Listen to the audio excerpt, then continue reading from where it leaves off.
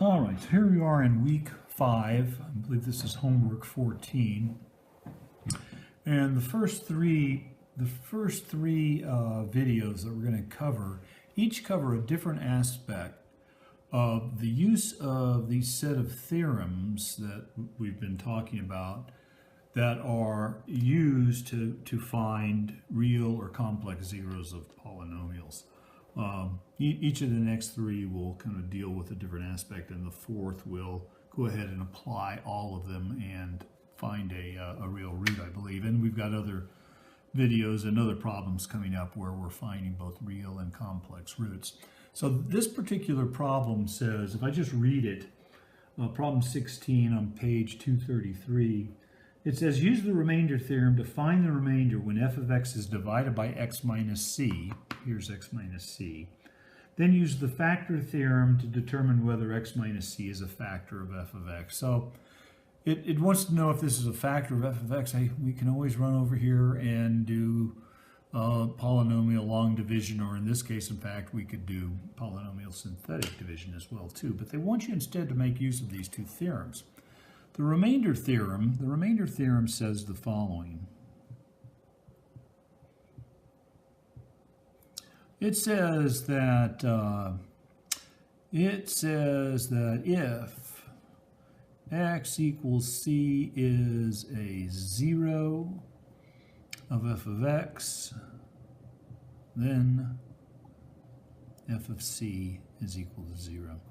That is, all we have to do is insert, it's a little silly actually, all we have to do is insert c into f, and if it all comes out 0, yeah, it's a 0. That's what it means to be a 0. But then we'll then apply the factor theorem to go further and finish this problem. So in order to determine whether this is a factor, that's really what the question is x plus 3 a factor? What we're going to do instead is determine if minus 3 is a root. So to do that, let's just insert minus 3 every place we see x. Boy, we're going to have to deal with this 3 to the 6, big number. But I think I see how to deal with it.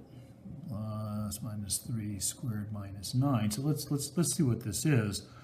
Good Lord, this is 27 times 27. Let's just call it 2 times 3 to the 6th. And then let's factor this, because 18 is 2 times 9. Okay, times 3 to the 4th. So I've got a 3 to the 6th and a 3 to the 6th. 2 times 3 to the 6th, 2 times 3 to the 6th. They cancel, in short. And likewise, same thing here. Minus 3 squared is 9 minus 9. These cancel. Everybody's 0. And so that says, therefore, x equals minus 3 is a 0 of f of x. Now we can apply the really powerful theorem, because the factor theorem,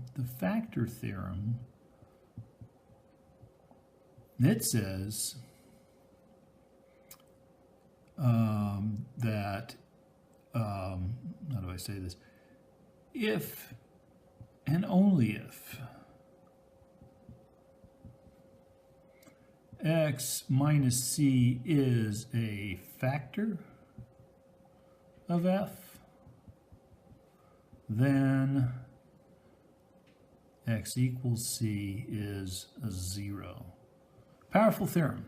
It says if x minus c is a factor, then x equals c is a 0, and, through the if and only if x minus c is a 0, then x minus c is a factor. So back to this problem, we've done the first part of the problem, and we have shown that x minus 3 drives this function to 0. It is a 0 of f of x, and therefore, by the factor theorem, and therefore x minus 3, which equals x plus 3, is a factor. And that's what the problem is all about.